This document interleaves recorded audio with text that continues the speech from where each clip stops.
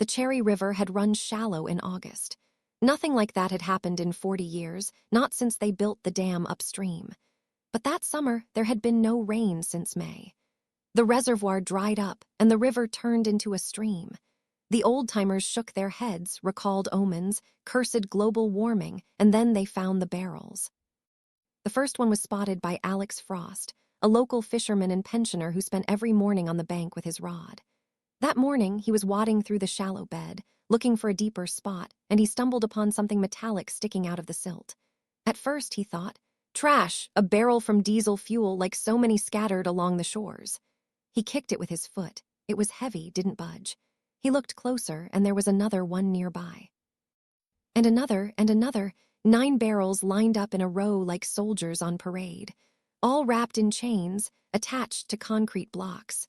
Someone really didn't want them found. Alex pulled out his phone and called the local officer. 3 hours later, the riverbank was unrecognizable. Police cars, an emergency services van, an investigative committee vehicle. Yellow tape cordoning off the area, uniformed people, onlookers beyond the barrier. For the town of Bright Lake, with a population of 80,000 people, this was the event of the year. Investigator Andrew Paulson watched as rescuers lifted the first barrel, a standard 200-liter metal one. The lid was welded shut tight. It stank even through the metal. "Cut it!" he commanded. The rescuer took an angle grinder. Sparks flew in all directions. The screech of metal cut through the ears.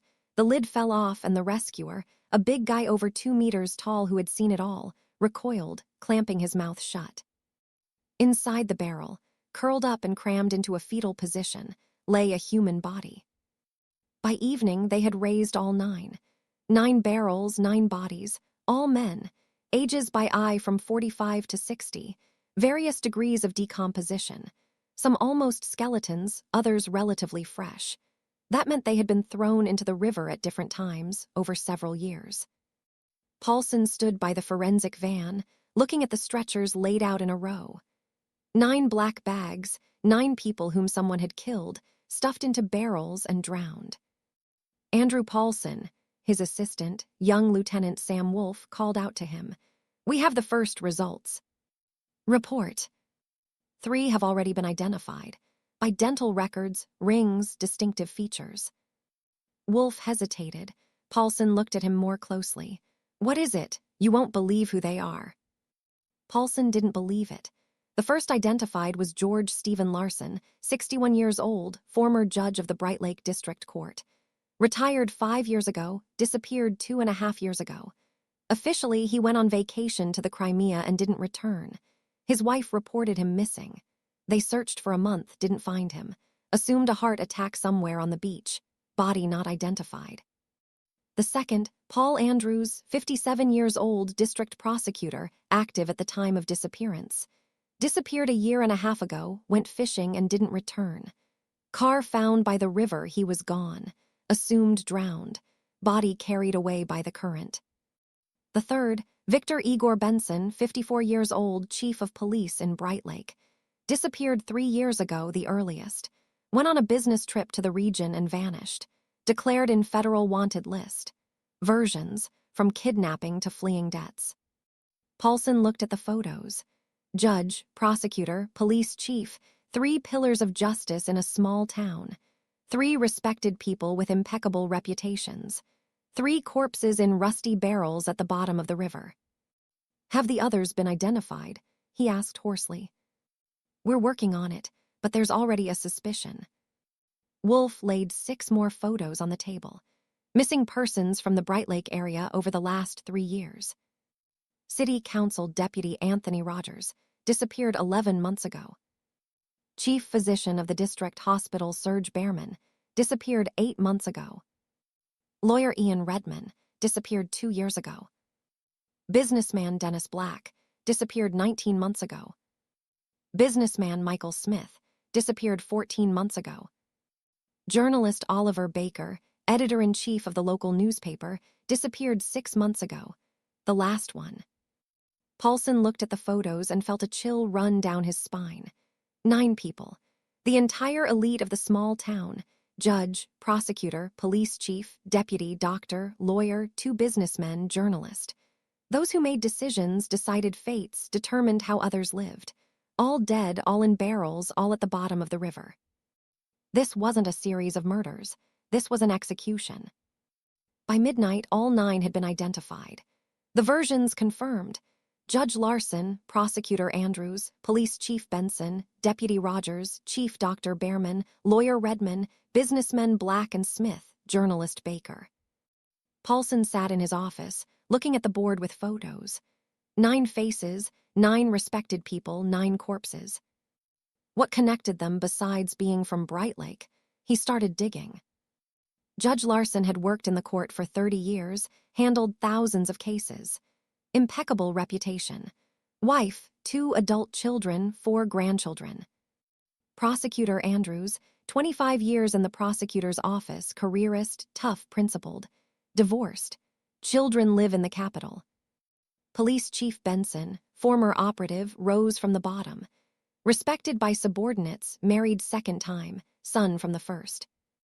Deputy Rogers, businessman who entered politics 10 years ago, owner of a chain of gas stations. Wealthy, influential, ambitious. Chief Dr. Behrman, surgeon from God, saved hundreds of lives. Modest, non-public widower, daughter lives abroad, and so on. 9 biographies, 9 lives, different professions, different families, different characters. What was in common? Paulson searched for intersections. Common cases, common acquaintances, common enemies, found many little things. Small town, everyone connected somehow, but nothing that explained mass murder. By 3 a.m, he was dozing over the documents when his gaze caught one line. Testimony from Judge Larson's wife. Interrogation on the disappearance case 2 years ago. When my husband disappeared, I found an old photo in his desk from some party. There were people I didn't know. My husband never told me about them. On the back, Lakeside Resort, August 2005.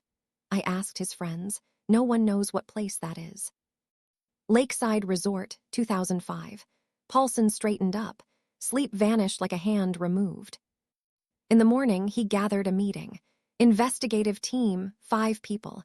All from the region, no locals. Paulson insisted. After finding the police chief in the barrels, trusting locals was impossible. So, he began, what do we have? 9 victims. All respected people from Bright Lake, killed at different times over 3 years. Bodies stuffed into barrels and drowned in one place. Methodically, neatly, without traces. He pointed to the map. The dumping site, a river bend near the old bridge. Depth 4 meters in normal times. Weak current, barrels didn't drift. The killer knew what he was doing. Wolf raised his hand. Clues are minimal. Barrels standard, sold in any hardware store. Chains too. Concrete blocks homemade.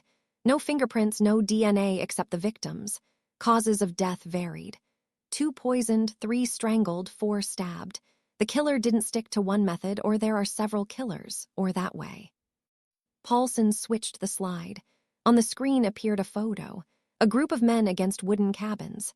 Lakeside Resort, August 2005. This photo was found by Judge Larson's wife. Look closely. In the photo, 9 men.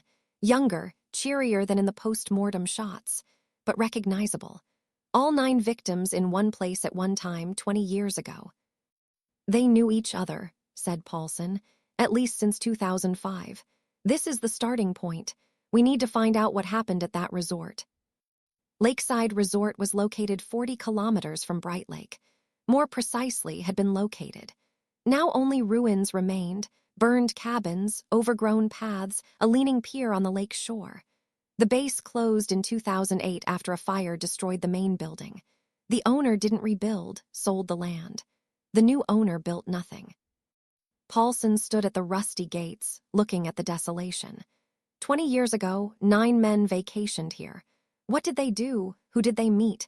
What happened that 20 years later someone started killing them? Andrew Paulson, Wolf called out, found something. He handed a printout, an extract from the district police archive. August 2005, Lakeside Resort. Body of citizen Natalie Igor Falcon, born 1975, discovered. Cause of death, Asphyxia due to drowning, state of alcohol intoxication. Accident, case closed. Paulson read the dry lines and felt the picture forming. A woman drowned at that very resort in that very August 2005. Accident. Pull everything on this case, he said to Wolf. Everything you find. The materials were few. A thin folder, 20 pages. Scene inspection protocol, forensic conclusion, witness statements, decision to close the case. All formal, brief, without details. Natalie Falcon, 30 years old, worked as a waitress at the resort, unmarried, raising an 8-year-old daughter. On the evening of August 20th, served a banquet in the main building. In the morning of the 21st, found dead in the lake. Witnesses, resort staff testified. Falcon drank with the guests, then went to the lake. In the morning, they found her drowned. Guests, 9 men from Bright Lake, gave similar statements. No one saw anything, no one knows anything. Forensic conclusion: asphyxia due to drowning. Alcohol in blood. No bodily injuries incompatible with the accident version. Case closed by District Prosecutor's investigator. Signature: P. Andrews. Prosecutor Andrews, the same whose body was found in the second barrel. Paulson reread the materials 3 times. Something was wrong. Something important hidden behind the dry protocols. He pulled out his phone, dialed a number.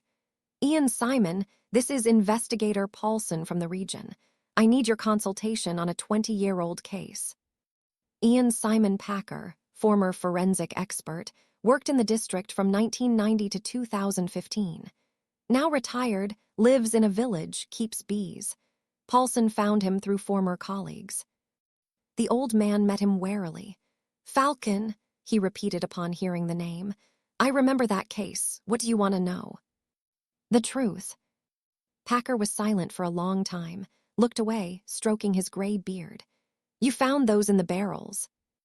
Yes, all 9. All of them? The old man nodded as if expecting it. Then listen. What I'm telling you, I haven't told anyone in 20 years. I was afraid. Now I'm not. I'm old. I don't have long left. He poured himself tea, took a sip. Falcon didn't drown. I mean, formally, yes, cause of death asphyxia from drowning. But before that, he paused, gathered strength. Before that, they did such things to her that I couldn't write in the protocol. Marks on the body, bruises, abrasions, tears, rope marks on wrists.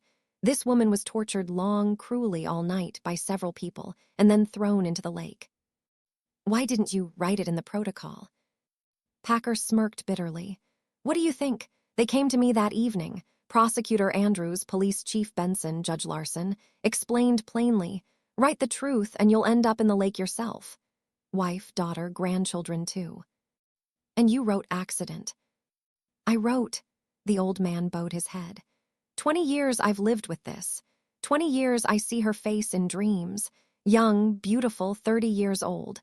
Daughter left, 8 years old girl, sent to orphanage. Paulson was silent, digesting what he heard. 9 respected men, a waitress at the resort, a night, then a body in the lake and a closed case. Who closed the case? He asked, though he already knew. Andrews, the prosecutor. He initiated it himself, checked himself, acquitted himself. And the others, Judge Larson, Andrews's buddy, they hunted together. Benson, police chief. Without him, nothing would have worked. The rest, the old man waved his hand. All were there, all participated, all kept silent for 20 years. 20 years, and now all in barrels. Packer looked at Paulson. You know, investigator, I don't know who did it, but I'm grateful to him. For the first time in 20 years, I can sleep peacefully. Paulson drove back to Bright Lake and thought. The picture was clearing. 20 years ago, 9 men committed a terrible crime.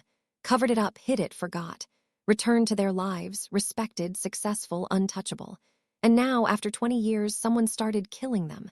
Methodically, one by one, stuffing into barrels and drowning. In the same place where they once drowned their victim.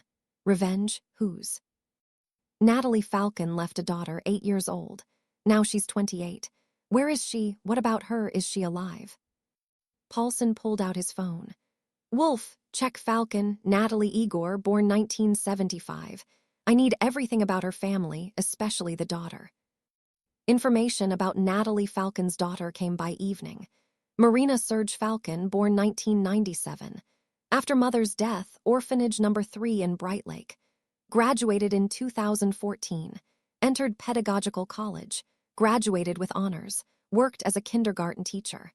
In 2019, married, changed surname. Paulson looked at the marriage certificate and couldn't believe his eyes. Marina Serge Falcon became Marina Serge Rogers, wife of David Anthony Rogers, son of that very deputy Anthony Rogers, whose body was found in the 4th barrel.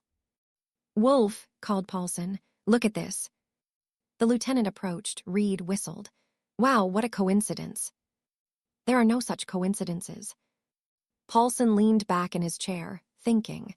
The victim's daughter marries the son of one of the killers 14 years after her mother's death, a year before the disappearances began. Coincidence? No, can't be. "Find me everything about David Rogers," he said, "and about his wife, where they live, where they work, what they breathe." David Anthony Rogers, 34 years old, son of deputy and businessman Anthony Rogers, sole heir. Education, law faculty at a major university. Worked in the capital at a large law firm. 3 years ago, returned to Bright Lake. After father's disappearance, took over family business. Married to Marina Serge Rogers, née Falcon. No children. Photos, tall, lean, with early gray at the temples. Looks older than his years. Gaze tired, like a man who hasn't slept in a long time. Paulson looked at the photo and thought, does he know? Does he know who his wife really is? Does he know what his father did to her mother? "There's more," said Wolf. "Strange." "Speak." "I checked the disappearance dates. All 9 disappeared at different times, but there's a pattern. Each about 2 to 3 months after the previous. Methodically, like on a schedule. And the first was Police Chief Benson 3 years ago. A month before that, David Rogers returned from the capital to Bright Lake. Officially, to help father with business." Paulson frowned. "You think he's involved?" "I don't know, but the coincidence is strange. He arrives, and a month later the killings start.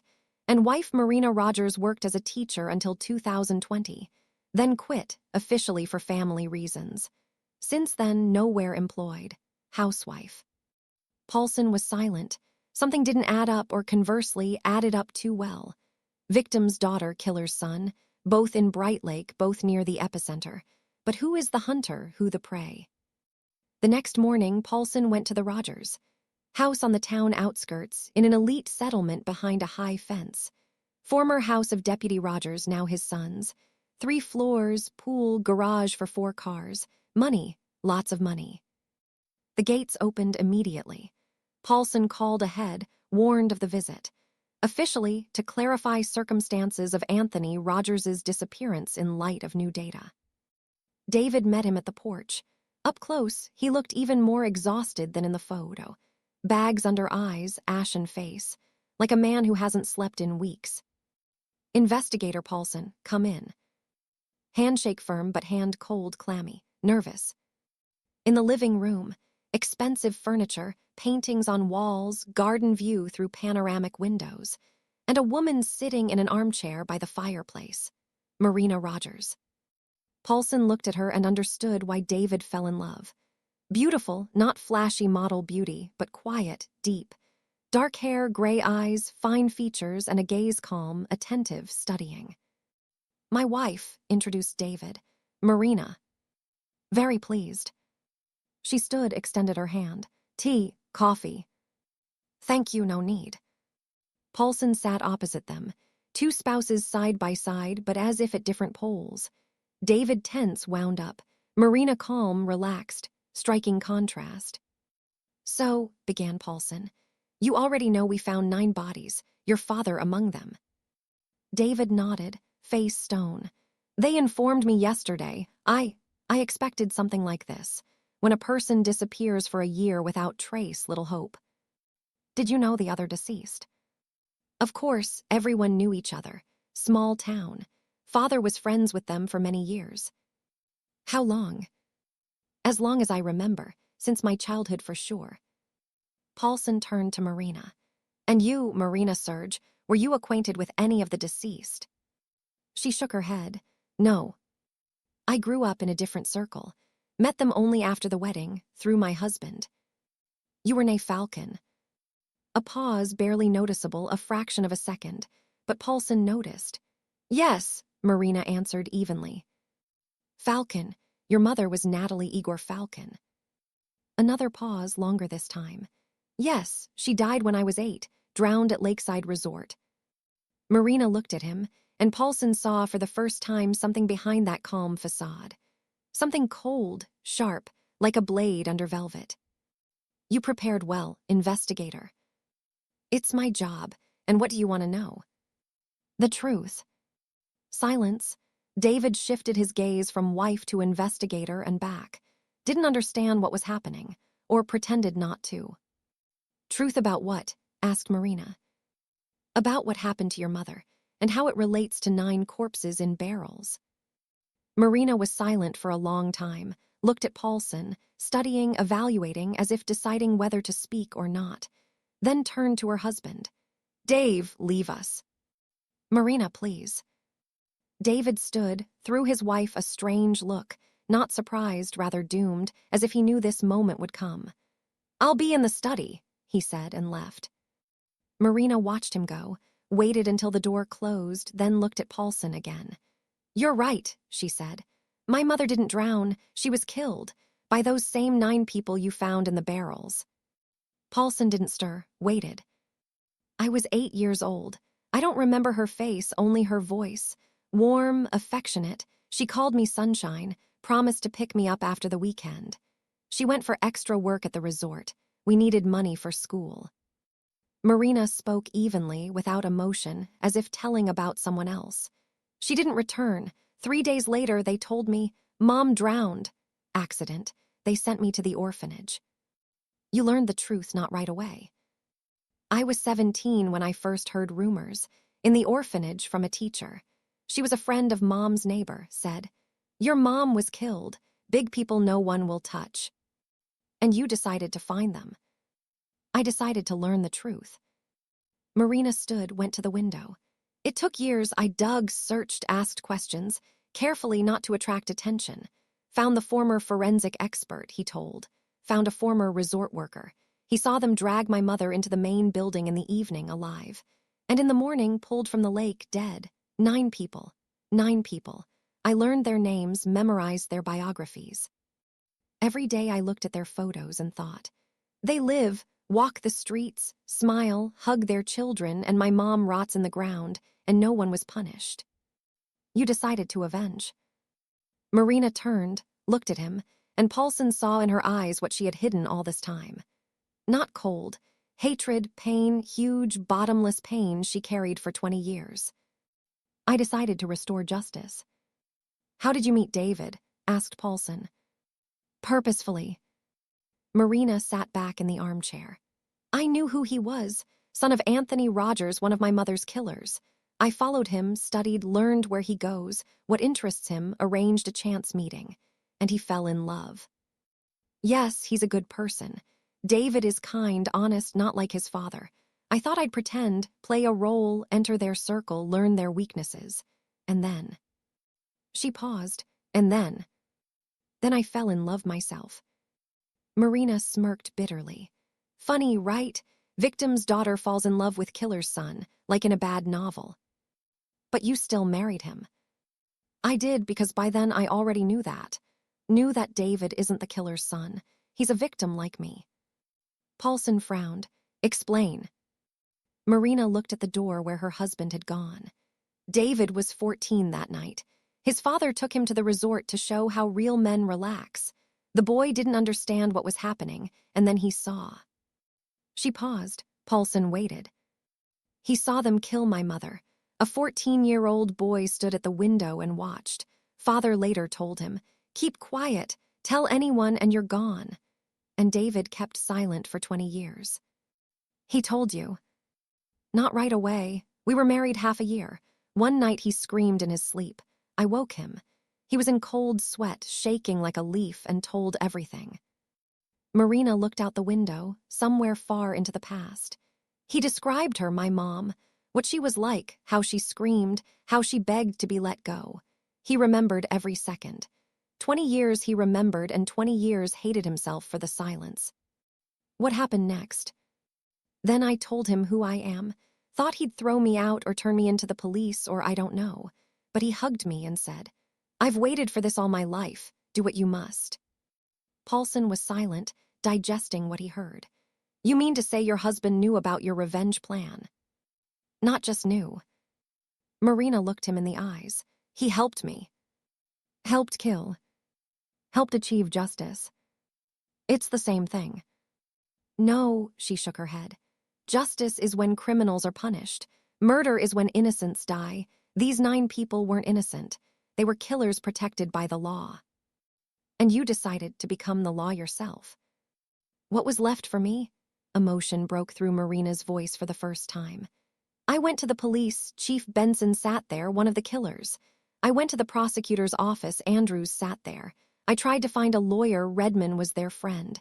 Judge, deputy, journalist, all tied. Where could I go? To whom?" Paulson didn't answer. He knew she was right. In a small town where all power belongs to a handful, truth can't be found, especially if that handful are the criminals themselves. "How did you do it?" he asked. "Technically." Marina paused, then spoke. "First was Benson, the police chief. I chose him first for 2 reasons," Marina said. "First, he was the most dangerous, controlled the police, could start an investigation anytime. Second, he was the most brazen. Even after 20 years, he went to that resort every August, as if celebrating." "How did you kill him?" "Poison mixed into coffee. He stopped at the same coffee shop every morning.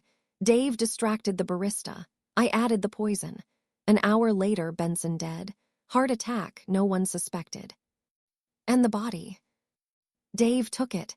He had access to father's car. Big SUV, tinted windows. We drove the body to the river, stuffed into a barrel. Dave welded the lid, attached to concrete, dumped at night from the bridge. And so 9 times. And so 9 times. Each time differently. Poison, strangling, knife to avoid pattern so no one links into a series. 3 years." 3 years, Marina nodded. "I wasn't in a hurry. Wanted each to have time to get scared, to understand he's next." They understood. "Oh, yes." After the 3rd disappearance, they gathered, held a meeting. Dave was there as Rogers's son, invited. They were afraid, talked about bodyguards, moving to another city. Deputy Rogers suggested going abroad, waited out, but didn't make it. He was the 5th. Paulson looked at this woman, beautiful, calm, sitting in an expensive armchair in an expensive house. Serial killer. 9 corpses over 3 years, and not a shadow of remorse. "You understand," he said. "I must arrest you." "I understand," Marina nodded. "I'm ready." "And your husband, as an accomplice?" "He's waiting for it." She stood, smoothed her dress. "Can I say goodbye to him? 5 minutes." Paulson hesitated. By instructions, no. Suspects might conspire, destroy evidence, escape. But something in her eyes made him nod. 5 minutes, I'll be at the door." Marina entered her husband's study. David sat at the desk, motionless, pale, staring at a framed photo. Them on wedding day. Both smiling, both happy, last happy day. "All?" he asked without turning. "All?" He stood, turned to her. In his eyes, not fear, relief. "Finally." "Dave, no need." He approached her, took her hands. "I knew this day would come, and I'm glad. 20 years I lived with this. 20 years I saw her face in dreams. Your mother's. Now I can sleep peacefully. They'll jail us for a long time, maybe forever." "I know." He smiled faintly, tired. "But there, in prison, I'll be free. For the first time in life, truly free." Marina hugged him tightly, as if for the last time, because perhaps it was. The arrest went quietly. No handcuffs, no shouts. Marina and David left the house themselves, calm, composed, got into separate cars as per procedure. Paulson watched them being taken away and felt a strange emptiness. He solved the case. 9 murders, serial killer. Motive, evidence. Perfect investigation, career achievement. Why did it feel so lousy on the soul? He knew why. Because deep down he understood Marina, understood her pain, her rage, her thirst for justice. Understood that the system, the one he served, betrayed her, protected the killers, trampled the victim. And she took justice into her own hands. Can she be blamed? By law, yes. By conscience? Paulson wasn't sure. Marina's interrogation began at 9 in the morning. She sat opposite Paulson, still calm, imperturbable, as if not in investigative isolation but at an interview. "For the record," began Paulson, "do you admit to killing 9 people?" "I admit." "Name their names." "George Larson, Paul Andrews, Victor Benson, Anthony Rogers, Serge Behrman, Ian Redman, Dennis Black, Michael Smith, Oliver Baker." She pronounced the names evenly, without hesitation, as if reading a shopping list. "Tell in detail about each murder." Marina nodded and began telling. "First was Benson, the police chief." "I chose him first for 2 reasons," Marina said. "First, he was the most dangerous, controlled the police, could start an investigation anytime. Second, he was the most brazen. Even after 20 years, he went to that resort every August, as if celebrating." "How did you kill him?" "Digoxin, heart drug in large doses causes heart stop. Dave got it. He had connections in pharmaceuticals through father's business. I mixed into coffee. Benson didn't even understand what happened, just fell in the street. All thought heart attack." "And the body?" "Dave took from the morgue. That was the hardest. Had to bribe an orderly. But the orderly thought we just wanted to bury our way, without autopsy, didn't ask questions." Paulson wrote down, details important for court. "Next." Marina told for 3 hours. 9 murders, 9 stories, each planned to the smallest detail. Poison, strangling, knife. Different methods, different places, different times. No pattern the police could catch. Prosecutor Andrews she poisoned at a banquet switched wine bottle. He died at home. 6 hours later, doctors thought mushroom poisoning. Judge Larson strangled in his car. Got in on supermarket parking, said needs help. He opened the door, and that was the last he did. Chief Dr. Behrman stabbed in his own hospital. Came an evening when he worked alone, posed as patient. He didn't even call for help. Businessman Black poisoned in restaurant. Smith strangled in sauna. Deputy Rogers stabbed on Hunt. Journalist Baker, the last one, she killed him longest. "Why?" asked Paulson. "Because he was worse than the rest," answered Marina. "The others just kept silent, but he wrote. Article in newspaper. Tragedy on water. Waitress drowned intoxicated." He knew the truth and turned it into a lie, publicly for the whole town. "What did you do to him?" "I held him 3 days in the basement of a house, Dave, and I bought outside town. 3 days, told him about Mom. Showed her photos, made him listen how she lived, what she dreamed. He cried, begged forgiveness, maybe even sincerely." "But you didn't forgive him." "No," Marina shook her head. "Forgiveness is not for me, that's for God. I'm just the executor." David's interrogation was in the next room. He spoke less than his wife, answered shortly, to the point. "Yes, helped. Yes, hid bodies. Yes, welded barrels. Yes, drowned in river." "Why?" asked the investigator. "That's your father, your family, friends." David was silent long, then spoke. "Have you ever seen a person killed? In photos, on video? Not that. I mean with your own eyes, Liv, at 14. The investigator was silent. "I saw," continued David. "I stood at the window and watched as 9 adult men, including my father, did to a woman such that I couldn't understand. I was 14. I didn't understand what was happening, but I heard her screams. I saw her face." He swallowed. "Toward morning, the screams stopped.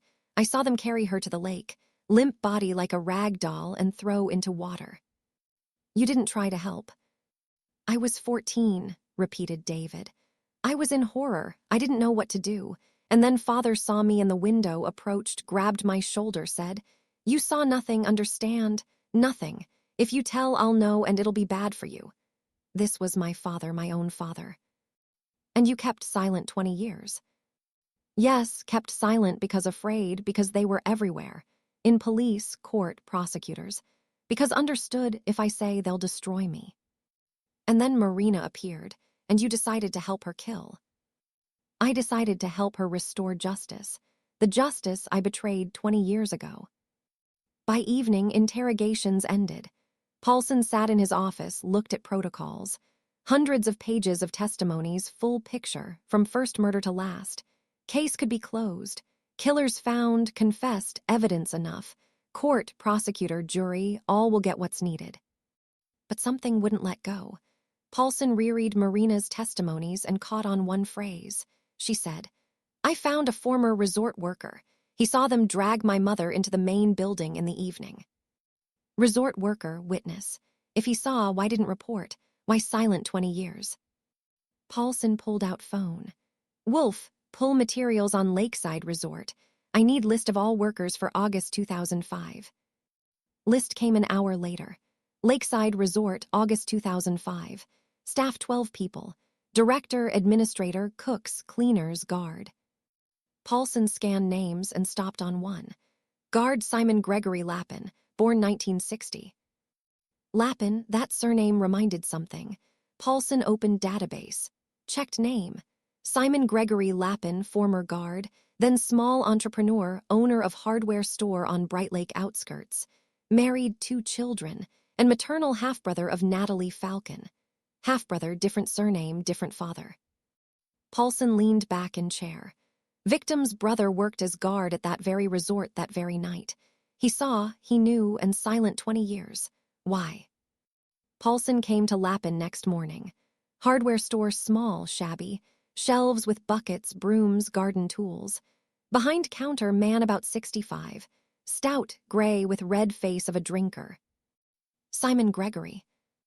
"That's me. How can I help?" Paulson showed ID.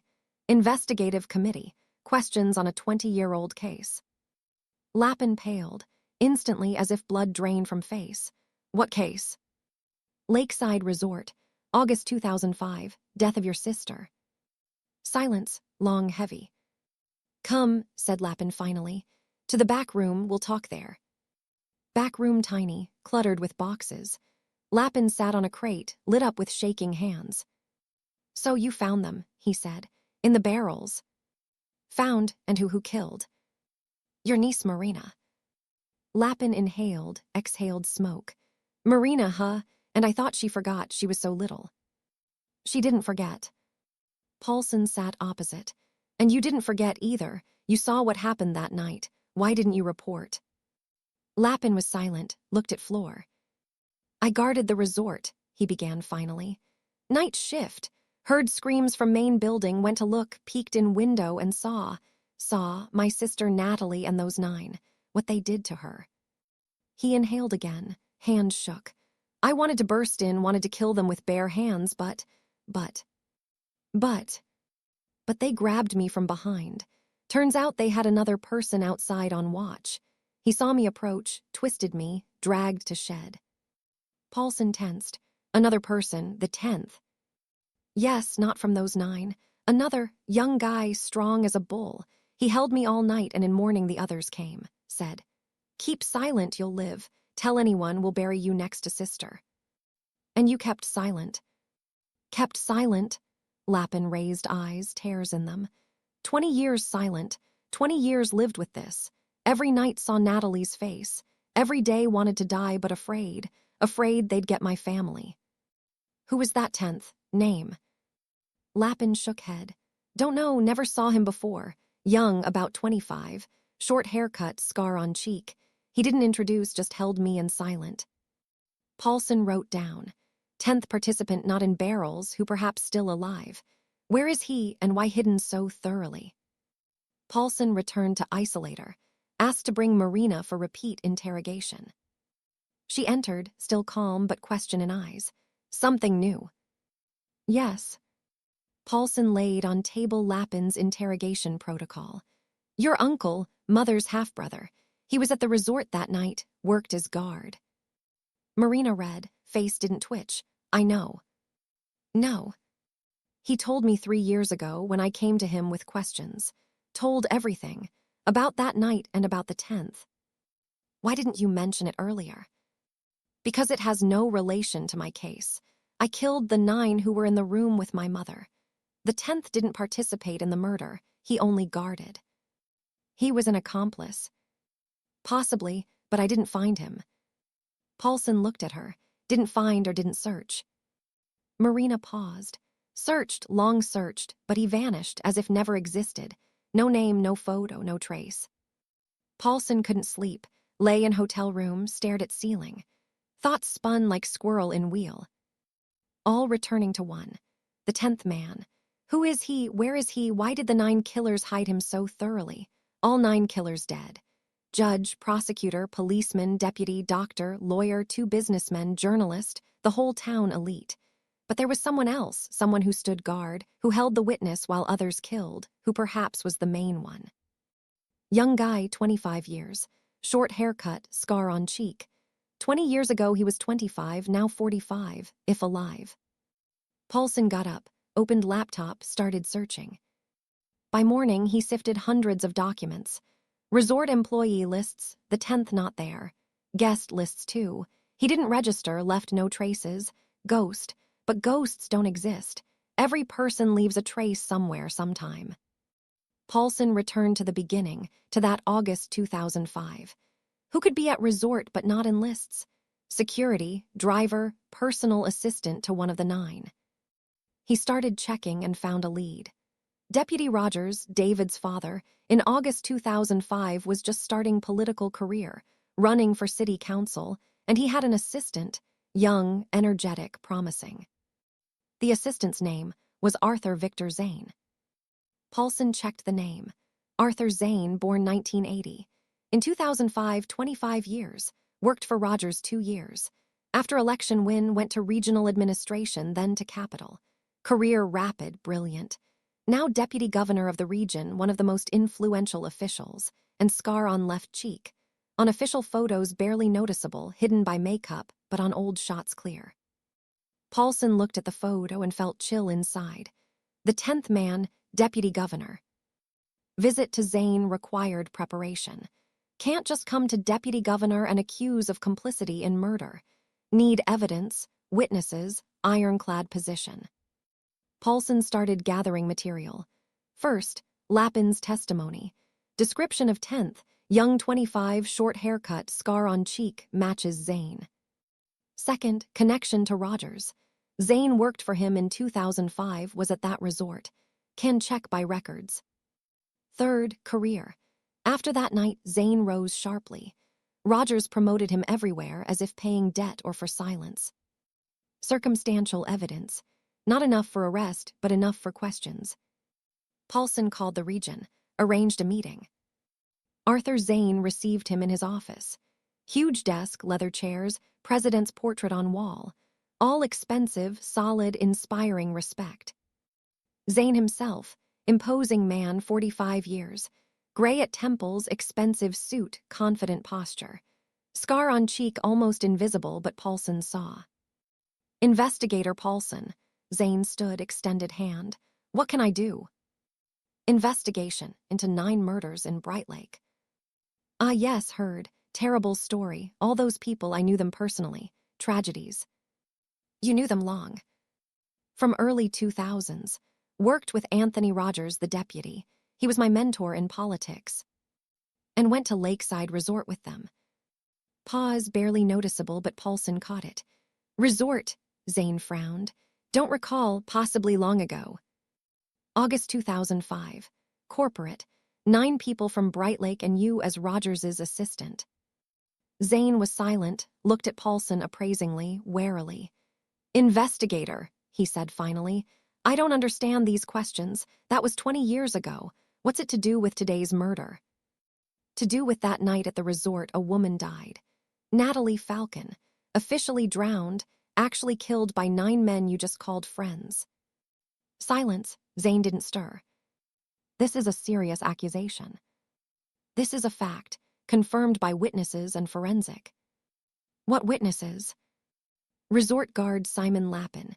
He saw what happened and saw you outside on watch. You held him all night while others killed his sister. Zane was silent. The lawyer leaned, whispered something in ear. My car, admitted Zane. But that proves nothing. I could have arrived later when body already found. You could, or could have been there from start when they killed her. This is baseless accusation. Paulson pulled third photo, group at resort, Zane in background. Here you are that very day with those very people. And I was at resort working, not a crime. Crime is what you did at night. Paulson laid Lappin's interrogation protocol on table. Simon Lappin, resort guard, victim's half-brother. He saw what happened and saw you outside on watch. You held him all night while others killed his sister. Zane was silent. Lawyer flipped protocol, frowned. Testimony of one witness, said lawyer. 20 years old, person with obvious motive to slander my client. There are other evidences, answered Paulson. Car at crime scene, photos, service records, and Marina Rogers's testimony.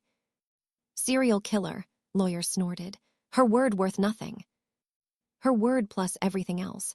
Together enough for charges. Zane raised hand, stopping lawyer. Enough, he said. Let us talk eye to eye. Arthur Victor, I don't recommend. I said enough. Lawyer was silent, looked at Paulson, at Zane, stood and left. They were left alone. Zane leaned back in chair, looked at Paulson, and mask finally cracked. Under it not fear, fatigue. Endless, deep fatigue. You know, Paulson, he began, I waited for this day 20 years. Every morning woke and thought, today. Every night went to bed and thought, tomorrow they'll come. And here you came. So you admit. Admit what? That I was there. Yes, was that I saw what happened. Yes, saw. That I held the guard. Yes, held. This is complicity. This is survival. Zane leaned forward. You don't understand, Paulson. I was 25, worked for Rogers half a year. He said, go with me, help organize. I thought ordinary party. They'll drink, talk politics, I'll stand aside. But the party turned out different. Yes, Zane lowered eyes. I didn't know what they planned, swear didn't know, saw this woman, saw how they looked at her, understood something would happen, wanted to leave but didn't. Rogers said, stay, watch, no one interferes. I asked. What means interferes? He laughed, said, you'll understand soon. Zane was silent, looked into void, into past. I stood on porch, listened to music from house. Then music stopped and screams began. Female screams. I wanted to enter, wanted to do something, but then guard appeared, that Lappin. Ran to house, yelling. I grabbed him, reflexively, knocked down, held. Don't know why, maybe scared, maybe didn't want him to spoil everything. Spoil what? Don't know, Zane raised voice. I didn't understand what was happening. I was 25. I was an idiot.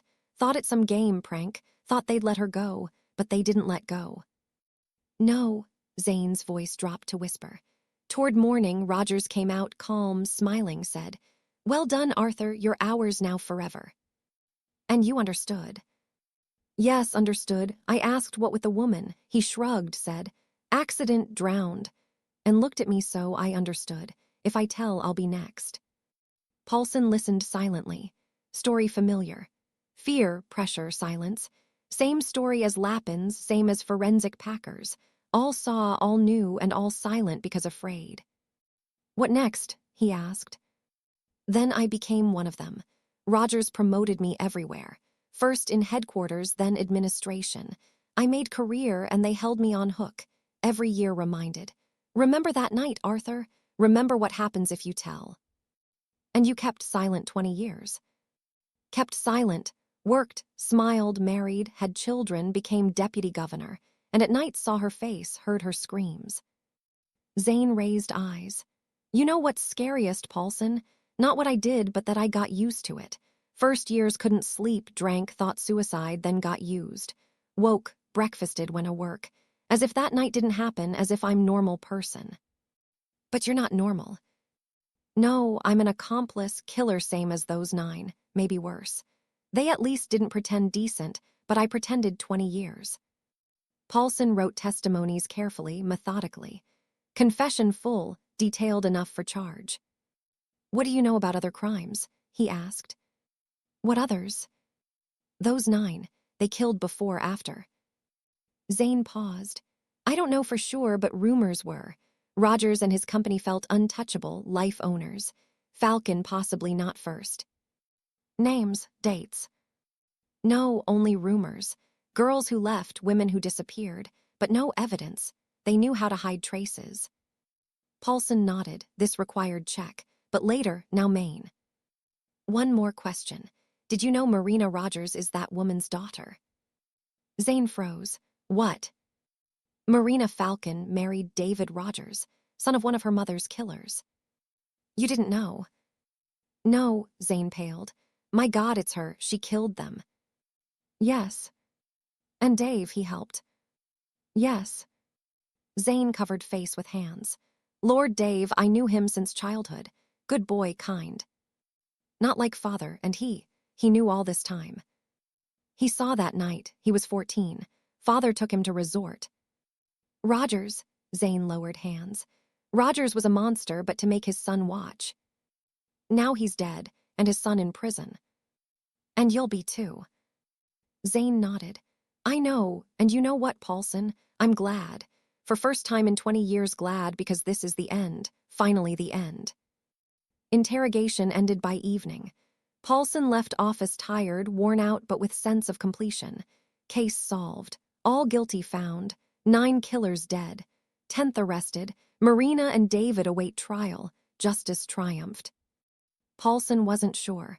Justice is when guilty punished in life, when victims get compensation, when law works. And here law didn't work 20 years. 20 years impunity. And in end not court but vigilante, not justice but revenge. Marina did what system couldn't. Found guilty, punished, at cost of her freedom, her life. Is this justice or tragedy? Paulson didn't know. Wolf waited in corridor. Well, confessed. Fully.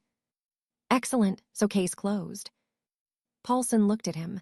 Closed, he said, but not finished. What do you mean? Zane mentioned there were other victims. Before Falcon, after. Need to check. That's years of work. Possibly, but if there's even one unsolved death, we must find truth. Wolf was silent, looked at Paulson, understanding in eyes. You won't stop. Until I dig to the end. No. Why? Paulson thought over answer. Why? Because it's his job, because he's investigator. No, not that.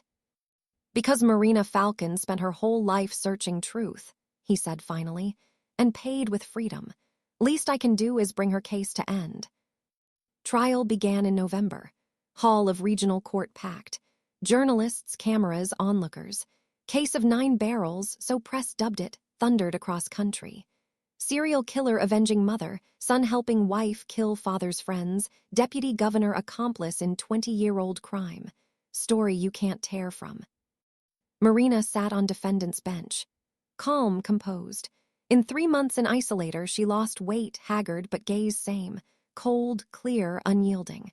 Next to her David, pale, dark circles under eyes. He held on, but visible how hard each day was.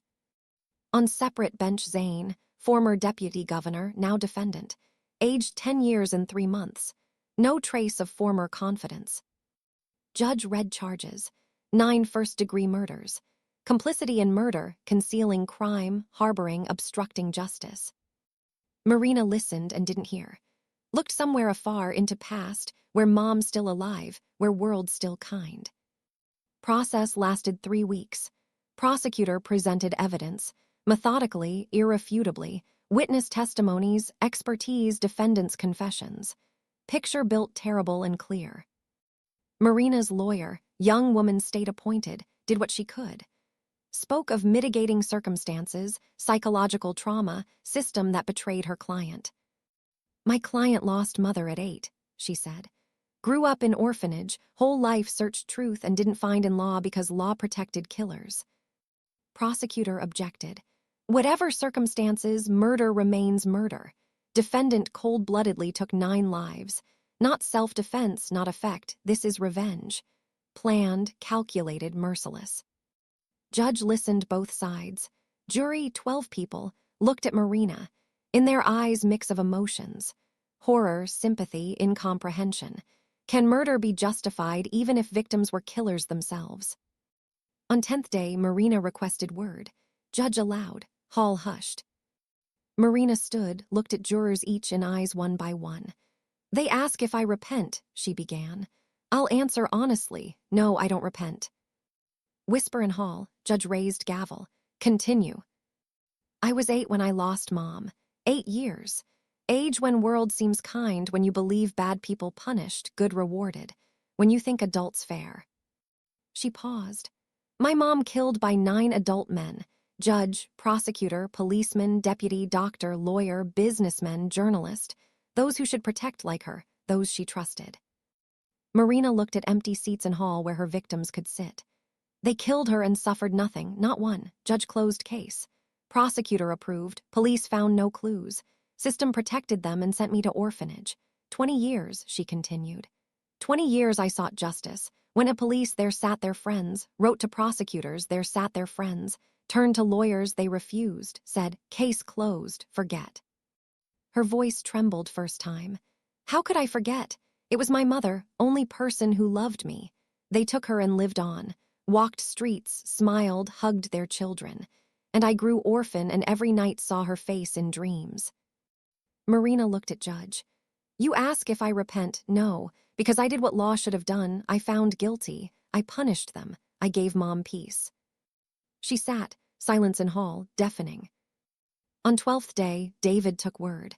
He spoke quietly, almost whisper, but each word hit like hammer. "I was 14 that night. Father took me to resort to show how real men live. I didn't understand what it means. Thought fishing, barbecue, talks by fire." He paused, gathered strength. "I saw what they did, stood at window and watched. 14 years. Age when you still believe Father Hero, that he knows right, that he'll protect you." David's voice broke. "My father wasn't hero, he was monster. And that night he made me accomplice, not physically, morally. Forced to watch, forced to keep silent. Said, 'Tell, you'll regret.' 20 years I lived with this. 20 years saw her face, heard her screams, woke in cold sweat and thought, why didn't I do anything? Why didn't call help? Why watched?" He looked at Marina with love, with pain. "Then I met her, daughter of that woman. I didn't know who she is. Fell in love truly, first time in life. And when learned truth, understood this is chance. Only chance to atone. I helped her," continued David. "Helped find them, helped hide bodies. Not because wanted revenge, because wanted justice, the justice I betrayed 20 years ago." He looked at jurors. "Judge me as you will. I'm guilty and don't deny. But no, first time in 20 years I can look at myself in mirror. First time not ashamed of who I am." On 15th day, Zane spoke, his speech short but heavy. "I was a coward," he said. "Coward who kept silent 20 years. Coward who built career on others' blood. Coward who convinced himself, not my fault, but it is my fault. I stood guard while they killed. I held witness while his sister died. I kept silent when could speak. 20 years silent." He looked at Marina. "This woman did what I should have done. Found truth, punished guilty, paid with freedom. And I 20 years lived in luxury while her mother rotted in ground. I don't ask leniency. I ask only one, that truth be heard, that people know what happened, that such not repeat." Jurors deliberated 2 days. 48 hours behind closed doors in arguments and discussions. Whole town froze in wait. Whole country followed news. On 3rd day, verdict rendered. Marina Rogers guilty of 9 murders. Mitigating circumstances considered. David Rogers guilty of complicity in 9 murders. Mitigating circumstances considered. Arthur Zane guilty of complicity in Natalie Falcon's murder. Concealing crime. Obstructing justice. Sentence announced next day. Marina Rogers, 15 years imprisonment, with mitigating possibility of parole after 10 years. David Rogers, 12 years imprisonment, possibility of parole after 8 years. Arthur Zane, 10 years imprisonment, deprivation of all state awards and titles. Marina heard sentence calmly, turned to David. Their eyes met. No need for words, all said. Guards led them from hall in different directions, to different prisons, but something remained. Something bars and walls couldn't take. Love perhaps, or something more. Epilogue, 5 years later. Paulson sat in office, looked at letter. Letter came from Women's Colony from Marina. She wrote rarely but regularly. Once every half year, few pages in small handwriting. Hello, Andrew Paulson. 5 years, much and little at once. Much because each day here stretches eternity, little because ahead still as much. You asked in last letter if I regret anything. I'll answer honestly, regret, but not what I did. Regret I couldn't do more. Remember Zane spoke of other victims, women who disappeared. I think of them every day. Think how many more like my mom, how many nameless, forgotten, how many families never learned truth. You continue searching, hope yes. Dave writes me every week, says works in prison library, reads much, says first time in life feels in place. Strange, right? Find peace behind bars. I have 5 years left to possible parole. Don't know if I'll get out, don't know what I'll do if out. World outside alien. All I knew, revenge, search, justice, ended. What next? Maybe just live. First time in life, just live. With respect, Marina. Paulson folded letter, put in folder with dozens others. 5 years. He still worked on case. Found 3 more unsolved disappearances possibly linked to the 9. 2 confirmed. 1 still in work. Marina was right. Falcon wasn't first and possibly not last. But now they were found. One by one. Returned names, returned truth. This was least he could do. Cherry River filled with water again. Place where barrels found now memorial. Simple stone with inscription, in memory of Natalie Falcon and all nameless victims. People came, left flowers. Not every day, but came. Once a middle-aged woman came, modestly dressed, stood at stone, laid bouquet. It was teacher from orphanage where Marina grew. She remembered the girl, quiet, withdrawn, with sad eyes. Remembered how she drew always same, woman by water, woman drowning. Now she understood. David got out after 8 years. Parole, Marina after 10. They met at colony gates. Aged changed, but when eyes met, all else vanished. Hello, said Marina. Hello, answered David. They hugged long, silently, no need for words.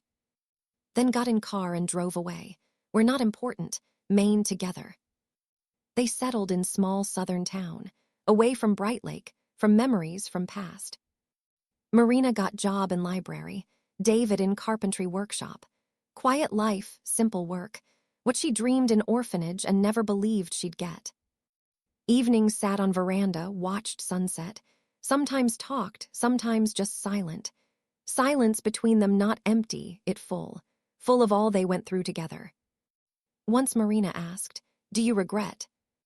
David thought, about what? About helping me, about losing 12 years' life. He looked at her long, attentively.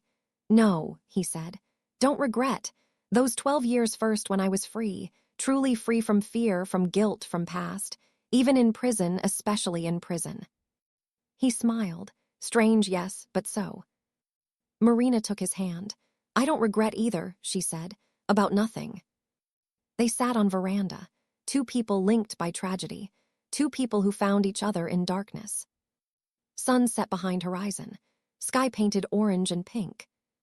Somewhere far, in Bright Lake, by river, stood stone with name of woman who died 25 years ago. But her daughter lived first time truly. And that was justice. And so ends story of 9 barrels. Story of revenge that became justice, of love grown from pain, of people who found strength to do what system couldn't. What is justice, law, or conscience? Can murder be justified even if victims were killers themselves? Each decides self. Like story, like, subscribe to channel, and write in comments from what city you are and how old. What do you think? Did Marina do right? Ahead new stories, even more captivating, even more unexpected. Don't miss.